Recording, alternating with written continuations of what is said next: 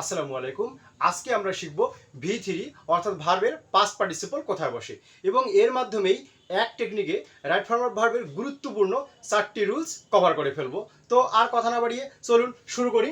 এখানে প্রথম রুলস হলো মডাল প্লাস বি থাকলে V3 অর্থাৎ ভার্বের পাস্ট পার্টিসিপল বসাবো। এখন মডাল কি তোমরা জানো যে can, could, may, might, shall, should, will, would, need, must, dare ইত্যাদি ইত্যাদি। এই মডেলগুলোর মধ্যে যদি কোনো একটা মডেল আমরা প্রদত্ত সেন্টেন্সের মধ্যে পাই এবং সেই মডেলের পরে যদি বি পাই, জাস্ট বি, তাহলেই বুঝে নেব যে এখানে যে ব্ল্যাঙ্ক আছে অর্থাৎ যে ভার্বটার ফর্ম বসাইতে হবে ওই ভার্বটার অবশ্যই তাকে কি করতে হবে, V3 ফর্ম অর্থাৎ পাস্ট পার্টিসিপল ফর্ম বসাতে হবে। যেমন আমি এক্সাম্পলে দেখি, English should be learn regularly. তো দেখো তো এই যে সেন্টেন্সের ব্ল্যাঙ্কের পূর্বে দেখো শুড আছে মডেল একটা এবং মডেলের পরে দেখো বি আছে। তো যেহেতু মডেল আছে এবং মডেলের পরে বি আছে তাহলে কি হবে, ভার্বের V3 বা পাস্ট পার্টিসিপল বসাবো। তো লার্ন এর পাস্ট পার্টিসিপল কি তোমরা জানো যে লার্ন, তাহলে আমি এখানে লার্ন লিখবো এবং এটাই আমার কি অ্যান্সার। ওকে, মার্কারটা একটু চেঞ্জ করি। পরে দেখো পরের example, the problem can be dash solve by him. দেখো তো এই যে ব্ল্যাঙ্কের পূর্বে এখানে যে ভার্বটা দেখো, ক্যান একটা মডেল ভার্ব, তোমরা জানো যে ক্যান একটা মডেল ভার্ব এবং দেখো মডেলের পরে বি আছে। স্ট্রাকচার তো আমার মিলছে নাকি, যে মডেলের পরে বি থাকা লাগবে। দেখো মডেলের পরে বি, এখানেও কি মডেলের পরে বি। আমি বললাম যে মডেলের পরে বি থাকলে আর কোনো চিন্তা করবো না, কি করবো আমরা, যে ভার্বটা আমাদের দেয়া থাকবে ব্র্যাকেটেই থাক অথবা বক্সের মধ্যেই থাক ওই ভার্বটাকে নিয়ে আসবো এবং তার কি V3 বা পাস্ট পার্টিসিপল ফর্ম বসাবো। তাহলে এখানে সলভ আছে, তাহলে এর পাস্ট পার্টিসিপল ফর্ম কি হবে, সলভড। তাহলে এই যে আমি এটা বসাবো এবং এটাই কি আমার অ্যান্সার। এরপরে আমরা 2 নম্বর রুলসে আসি। 2 নম্বর রুলস দেখো, মডেল প্লাস হ্যাভ। এর আগে আমি বলছিলাম মডেলের পরে কি বি, আর এবারে মডেলের পরে কি হ্যাভ, তাহলেও কি হবে, V3 হবে। তার মানে মডেলের পরে বি থাকলেও V3 আর মডেলের পরে হ্যাভ থাকলেও কি V3। এখন দেখো এখানে এক্সাম্পলগুলো, উই শুড হ্যাভ, দেখো মডেলের পরে হ্যাভ আছে এবং এর পরের বাক্য শি মে হ্যাভ, তার মানে মডেলের পরে হ্যাভ আছে। তাহলে অ্যান্সারে আমরা কি বসাবো, ভার্বের অবশ্যই কি V3 বসাবো। ওয়েল, তাহলে স্টাডি এর V3 ফর্ম কি তোমরা জানো এবং সেটা আমরা এখানে বসাবো, স্টাডিড। ওকে, এরপরে দ্বিতীয় বাক্য, শি মে হ্যাভ। এই যে মে হ্যাভ মডেলের পরে হ্যাভ আছে, তাহলে এই যে ফরগেট মাই নেম, তাহলে ফরগেটের কি হবে, V3 ফর্ম হবে। তাহলে ফরগেটের V3 ফর কি, তাহলে সেটা হলো ফরগটেন। ওকে, 3 নম্বর রুলস হলো প্যাসিভ ভয়েস থাকলেই আমরা V3 অর্থাৎ পাস্ট পার্টিসিপল ফর্ম বসাবো। এখন কথা হলো প্যাসিভ ভয়েস আমি চিনবো কিভাবে। তো এটা চেনার জন্য তোমাদেরকে যে কাজটা করতে হবে সেটা হলো যে সেন্টেন্সটা আমাদের জন্য দেয়া থাকবে, ওই সেন্টেন্সের শুরুতে যে আছে দেখতে হবে সে ওই সেন্টেন্সে উল্লেখকৃত কাজটা করতে পারে কি না। যদি ওই সেন্টেন্সে উল্লেখকৃত কাজটা সে করতে না পারে তাহলে বুঝে নিতে হবে এই যে এই বাক্যটা হলো কি প্যাসিভ ভয়েসের। এখন দেখো আমরা এই যে এক্সাম্পলটা দেখি, English is dash speak all over the world, অর্থাৎ সারা বিশ্বের মানুষ ইংলিশে কথা বলে। তো ইংলিশ যে কথা বলে, ইংলিশে যে কথা বলে, তো ইংলিশ কি নিজে নিজে স্পিক অর্থাৎ নিজে নিজে কথা বলতে পারে? ইংলিশ অবশ্যই নিজে নিজে কথা বলতে পারে না। তা যেহেতু সে স্পিক অর্থাৎ এই কাজটা করতে অক্ষম, তাহলে বোঝা যাচ্ছে এটা একটা প্যাসিভ ভয়েস। এর পরের বাক্য দেখি, দ্য বুক ওয়াজ স্টিল, মানে এখানে বলতেছে যে এই বইটা চুরি হয়েছে।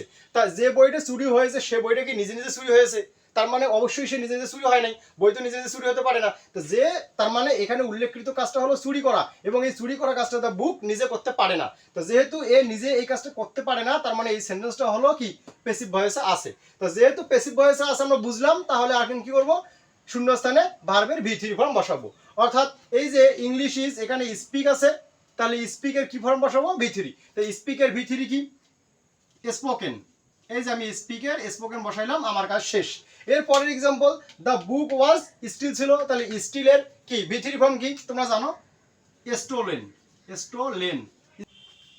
এবারে দেখো 4 নম্বর rules, have, has, had, having, be, been, being, to, be, get, goat.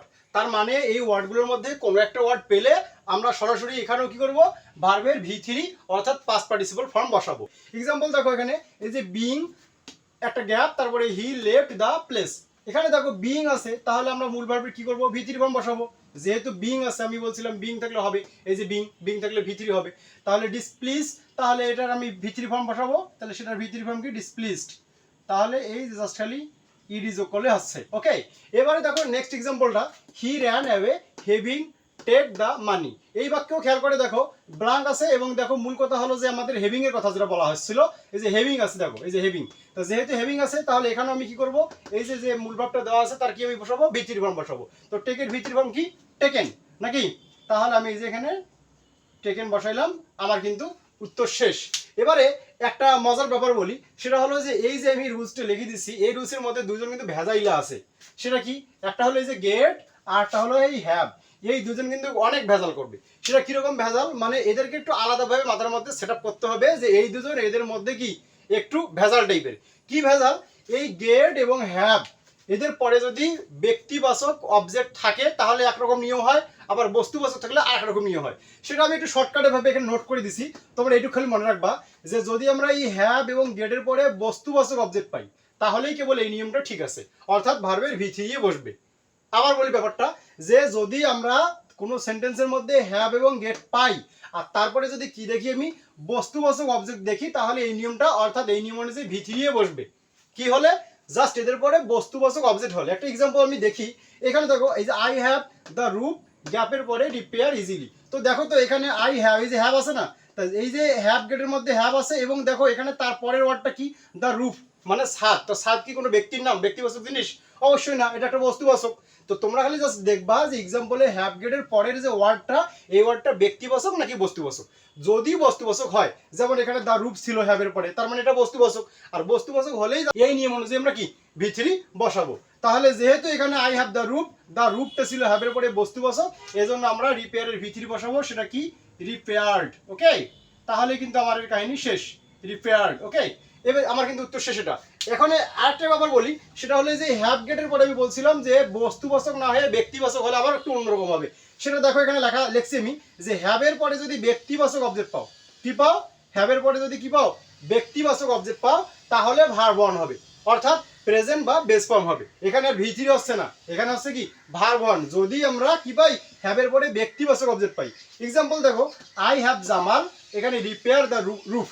এখানে এই যে হ্যাভের পরে দেখো জামাল আছে না, এরপরে কি জামাল আছে, তার মানে জামাল একটা কি ব্যক্তিবাচক নাম না। তো যেহেতু এটা ব্যক্তিবাচক অবজেক্ট, তাহলে হ্যাভের পরে ব্যক্তিবাচক অবজেক্ট থাকার কারণে এখানে কি হবে, এই রিপেয়ারটা ভি3 না হয় কি হবে, ভি1 হবে, অর্থাৎ বেস ফর্ম হবে। রিপেয়ারের ভি1 ফর্ম কি রিপেয়ারে, তাহলে আমি এটা লিখবো। ওকে, এই যে আমার কাজ শেষ। এবারে দেখো গেটের ব্যাপারটা কি, গেট আবার ব্যক্তিবাচক অবজেক্ট নিলে কি করবে, এই ভার্ব ওয়ানের আগে টু নেবে। তার মানে হ্যাভ যে কাজটা করে ব্যক্তিবাচক অবজেক্টের পরে, ওই গেটও সেই কাজটাই করে, মনে রাখবা। জাস্ট খালি একটু ব্যতিক্রম করে, সেটা কি ভার্ব ওয়ানের পরে সে টু জাস্ট নেয়। এ কারণে আমরা কি করব, এখানে দেখো এই যে এই এক্সাম্পলে আই গেট জামাল, তাহলে এখানে গেটের পরে কি জামাল একটা ব্যক্তিবাচক নাম আছে এবং এই গেটের নিয়ম অনুসারে কি হবে, ভার্ব ওয়ানের আগে টু জাস্ট নিতে হবে। তাহলে রিপেয়ারের ভার্ব ওয়ান তোমরা একটু আগে দেখলাম যে সেটা রিপেয়ারে হয়, তার মানে রিপেয়ার আমরা লিখবই এবং এর আগে জাস্ট টু যোগ করে দেবো। ওকে, এবং এটাই আবার কি অ্যান্সার। এখানে আরেকটা কথা বলি আমি, যে তোমরা জানো যে এই যে গেট যেটা আমরা বারবার বলতেছি, এই গেট এর কিন্তু একটা পাস্ট ফর্ম আছে, সেটা কি গট। তোমরা জানো গেটের পাস্ট ফর্ম কি গট, আর একটা হচ্ছে হ্যাভ। এই হ্যাভের পাস্ট ফর্ম কি, সেটা হলো হ্যাড। এই যে হ্যাভের পাস্ট ফর্ম হ্যাড এবং গেটের পাস্ট ফর্ম গট, এই দুজনের ক্ষেত্রেও কিন্তু নিয়ম কি একই, অর্থাৎ এই গেট হ্যাভের ক্ষেত্রে যে নিয়মটা, এই গড এবং হ্যাডের ক্ষেত্রেও নিয়ম কিন্তু একই। জাস্ট এই ব্যাপারটা একটু মনে রাখবা। তোমরা যদি এই ব্যাপারটা একটু টেকনিকে প্র্যাকটিস করো, আমি যেভাবে প্র্যাকটিস করাইলাম, মাথা রাখার চেষ্টা করো, তাহলে আমার বিশ্বাস যে রাইট ফর্ম অফ ভার্বের গুরুত্বপূর্ণ 4টি রুলস কিন্তু এর মাধ্যমে কভার হয়ে যাবে। আশা করি আজকের ক্লাসটি আপনাদের ভালো লেগেছে। ভিডিওটি উপকারে এলে অবশ্যই একটি লাইক দিবেন এবং চ্যানেলটি সাবস্ক্রাইব করে পাশে থাকবেন। এরকমই শর্টকাট ও ট্রিক্স ক্লাস নিয়ে পরবর্তীতে আবার দেখা হবে। সে পর্যন্ত ভালো থাকুন, সুস্থ থাকুন, আল্লাহ হাফেজ।